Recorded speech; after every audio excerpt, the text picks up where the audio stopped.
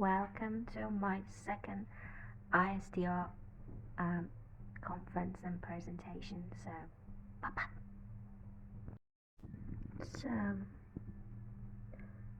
this is my part of today conference.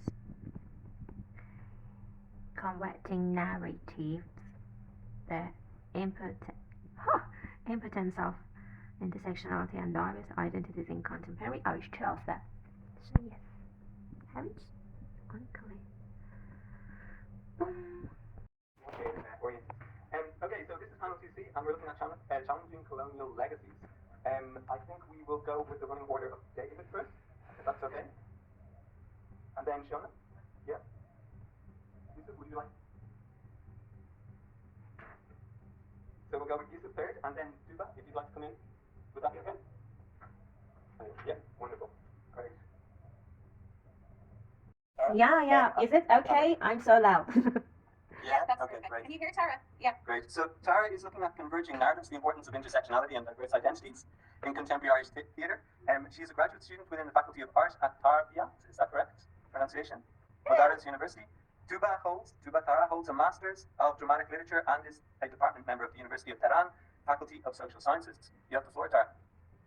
Okay, I tried to share my PowerPoint. Can you see that? Bear with me. That's a good point. Now we've got the dilemma. Hi. I mean, what I could do is just turn this around and really improvise. Yes, okay, we can see it now, Tara. That's fine. Well done. Okay. So, hello everyone from Middle East. So, let's start. Today, I will discuss how contemporary Irish theatre engage with themes of intersectionality, gender trauma, and institutional oppression, with a focus on two powerful plays, Eclipse by Patricia Burke-Bergen and Rhythms Road by Dride Kinahan.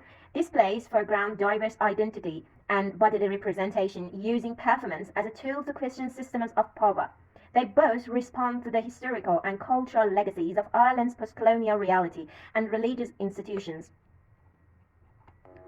This research is grounded in an intersectional approach formed by Kimberly Crenshaw, which examines how multiple forms of oppression, such as gender, class, and religion, interact all together. I also draw on the colonial theory, especially as it applies to performance and representation, to explore how theatre can resist dominant narratives. Both plays now, despite the different setting and periods, but are united in their examination of gendered violence, institutional failure, and the silence imposed on women's suffering. They are acts of cultural resistance that subvert dominant patriarchal narratives. They show how intersecting systems, religion, patriarchy, caste, and nationalism have shaped women's experiences of exclusion. In both plays, performance is not just representational, it is activist. These plays use embodied storytelling to make visible what was historically erased. So, through deeply rooted in Irish history, these works contribute to global conversation around, such as gender justice, colonial and post-colonial legacy, institutional accountability, and the politics and remembering and forgetting. This positions Irish theatre not just as a national medium, but as a part of an international discourse on power, justice, and representation. So, to conclude, both plays illustrate how theatre can serve as a platform for intersectional critique and social transformation. They give a voice to marginalized identity and offer a space for healing, confrontation, and reckoning. In the wake of empire and institutional violence, theatre becomes a critical site where performance, politics, and justice converge. So, thank you very much for your attention. A question for Tara. It's shouting at Tara, sorry. I know Eclipse, but I don't know Rathmines Road. Could you say a little bit more about some of the strategies, the dramatic strategies that Kinahan uses? So I know there's music in Eclipse. Is that similar in Rathmines Road? Okay, I hear you. I think deeply, Eclipse, it's so minimal and so easy. People can't understand this harsh reality so well. So it just showed that maybe we talk so loud about feminism and liberality in Ireland, but we are still in that models of thinking that maybe female do something wrong, that it happens from that in the Eclipse or in that period of time, the social think about women in this ways too, that they do something wrong, so they deserve and they like to, react with them in this way.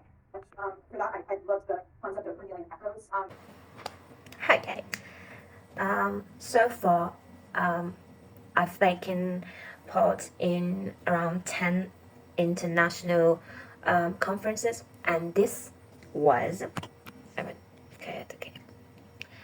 And this was actually my second time attending the Irish Society for Theatre Research Conference, so ISTR. Thought I'd share a bit about my experience. The first question people ask me a lot is that how do I usually find these conferences? I mostly come across them on Twitter or LinkedIn. A few months before the event, they usually post the call papers. You just need to send in an abstract maximum 300 words, along with a short bio.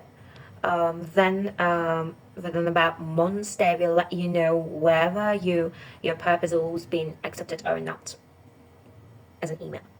Some conferences also ask you to send in a full paper based on your abstract after the conference, and they even publish it too. The second question is that why do I go so many conferences? Honestly, these conferences help me stay updated in my field. I get to meet all kinds of people, researchers, students, professors from different parts of the world. But it really helps grow my academic network internationally, which is super valuable for me. Plus, since English is my second language, these events help me to using it in real life, which I love. And so, little my personal experience. My biggest challenge has usually been internet issues, because I joined them in online from, for example, from Google Meet, more in Teams, Microsoft Teams. They use it so much.